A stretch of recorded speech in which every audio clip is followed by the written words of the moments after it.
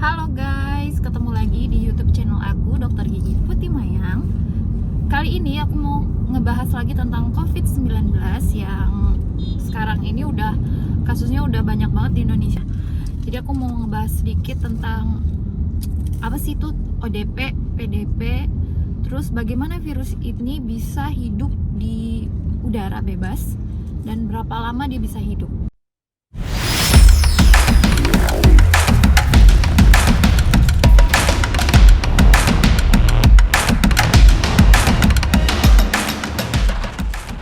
Jadi aku mau mengulas tentang buku terbaru dari Kemenkes yang baru diterbitkan 16 Maret 2020 ini, yang setelah beberapa kali revisi, yaitu buku Pedoman Pencegahan dan Pengendalian Coronavirus Disease COVID-19 yang berdasarkan dari WHO punya. Jadi bukunya itu kayak gini, dan aku dapat soft copy-nya.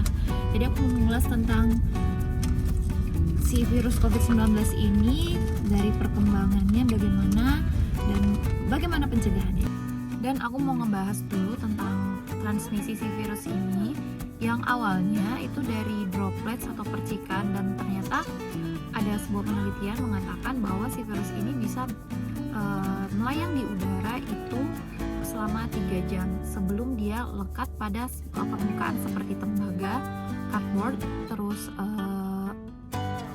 plastik sama stainless steel. Dan di udara sendiri si virus ini bisa hidup selama 3 jam gitu, sebelum dia melekat pada permukaan.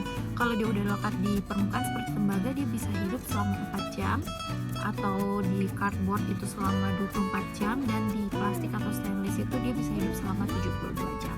Jadi emang ini berbeda banget ya dari yang sebelumnya. Kayak misalnya waktu itu aku bilang di YouTube sebelumnya untuk penggunaan masker, memang dari WHO itu sendiri menyarankan penggunaan masker pada orang yang sakit atau pada orang yang sedang merawat pasien yang sudah positif COVID-19.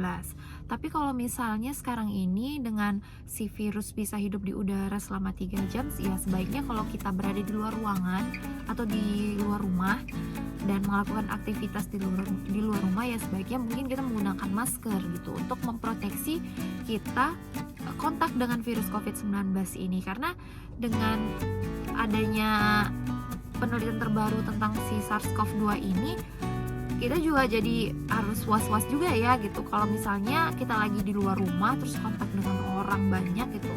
Jadi memang sebaiknya untuk saat ini ya kalau kita keluar rumah ya pakai masker gitu. Nah, sekarang kita ngebahas dari buku panduan Kemenkes yang terbaru tersebut, itu tentang PDP dan ODP. Jadi aku mau ngebahas dulu tentang definisi pasien dalam pengawasan. Siapa sih yang dikategorikan pasien dalam pengawasan? Contohnya itu kayak pasien yang sudah menimbulkan gejala seperti demam 38 derajat Celcius ke atas, kemudian ada juga gejala batuk atau flu, sesak napas ringan atau ispa ringan. Kemudian pasien tersebut memiliki riwayat perjalanan ke suatu daerah yang sudah terjangkit COVID-19, atau pasien yang pernah berkontak dengan pasien yang sudah terkonfirmasi positif COVID-19. Itu bisa dikategorikan pasien dalam pengawasan atau PDP.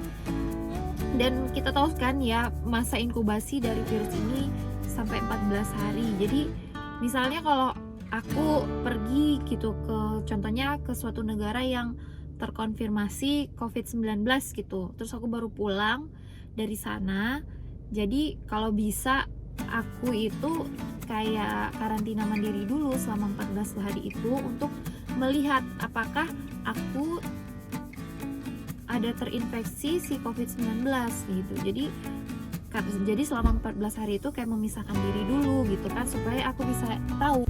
Jadi kalau misalnya pasien yang ODP itu atau orang dalam pemantauan, yaitu orang yang menunjukkan gejala demam atau manifestasi saluran pernafasan atau adanya gejala sesak nafas ringan, dan pasien tersebut berada dalam daerah terjangkit, itu termasuk dalam pasien ODP. Jadi kayak kita semua ini kalau misalnya ada demam gitu, terus kita berada di daerah yang terjangkit virus COVID-19 ini, ya kita termasuk dalam kategori pasien.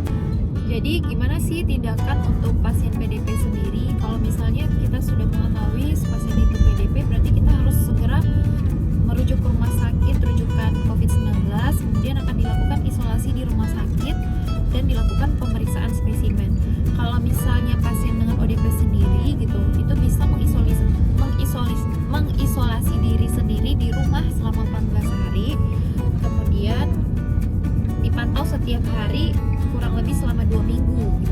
Apabila ada perburukan sesuai dengan kriteria pasien dalam pengawasan, baru kita rujuk ke rumah sakit. Nah, karena pasokan masker dan hand sanitizer yang semakin menipis, maka kita wajib juga meningkatkan dan menjaga daya tahan tubuh kita dalam kondisi yang prima. Itu dengan cara istirahat yang cukup, tidur yang cukup, konsumsi makanan yang bergizi dan berimbang, terus konsumsi makanan yang mengandung vitamin C. Nah, seperti sayur, buah-buahan, atau suplemen vitamin C, karena menurut penelitian di Wuhan sendiri dan sudah diberlakukan juga di Indonesia, salah satu terapi dari pasien COVID-19 adalah pemberian vitamin C dosis tinggi. Jadi untuk mencegah kita terjangkit virus COVID-19 ini, maka kita juga wajib mengkonsumsi vitamin C yang cukup. Oke guys, jadi saat ini kita jangan panik karena bisa bikin kita stres juga. Terus tetap di rumah aja kalau misalnya emang gak ada suatu hal yang mendesak, dan tetap berlakukan yang namanya social distancing. Terus tetap makan makanan yang bergizi dan konsumsi vitamin C yang cukup.